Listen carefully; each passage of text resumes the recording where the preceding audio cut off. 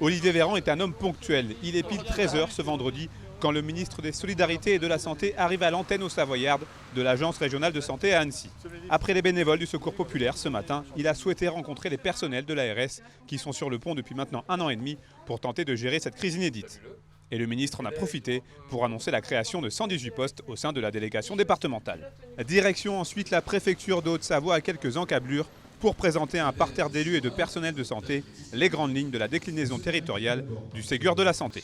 Je suis venu pour annoncer des bonnes nouvelles. C'est 75 millions quasiment de reprise de dettes pour les hôpitaux de ce département, ce qui va changer profondément la vie des soignants et des patients, va permettre de l'investissement, de l'innovation. Encore une fois, mon bonheur comme ministre de la Santé que de pouvoir reprendre de la dette de ces hôpitaux pour leur dire ça, maintenant c'est plus vous qui le payez, c'est nous, et vous allez pouvoir faire autre chose avec l'argent que vous ne remboursez plus aux banques. Vous allez pouvoir payer les soignants. Autre dossier évoqué et non des moindres, celui des difficultés de recrutement des personnels de santé, souvent attirés par les sirènes suisses. Évidemment, vous avez la Suisse qui paye beaucoup mieux ses soignants que n'importe quel pays au monde, même pas d'Europe ou de France, au monde.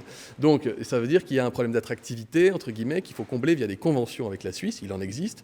Et moi je ne souhaite pas que la France paye la formation d'infirmières qui, sitôt diplômées, partent en Suisse. Je vous dis ça, il y a un travail de fond à mener évidemment, mais on va y arriver.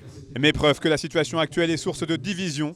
Alors que le ministre s'adressait donc aux élus avec son flot de bonnes nouvelles, à quelques mètres de là, une centaine de personnes étaient venues clamer son opposition à l'élargissement du pass sanitaire devant les grilles de la préfecture. Il y aura peut-être une mise à pied, peut-être que je finirai aux archives, ou peut-être que je vendrai des légumes, mais je continuerai avec mon âme de soignante et puis un jour, comme le disaient certains penseurs, la vérité ressortira et je réintégrerai mes fonctions de soignante. Je suis là, ici, pour la liberté de choix, pour retrouver le mot démocratie, pour retrouver ce qui fait que j'ai toujours aimé vivre dans ce pays, la liberté. Me priver de mon travail, écoutez, si j'ai plus de salaire, j'irai plus au restaurant, il n'y aura plus de vie, il n'y aura plus rien.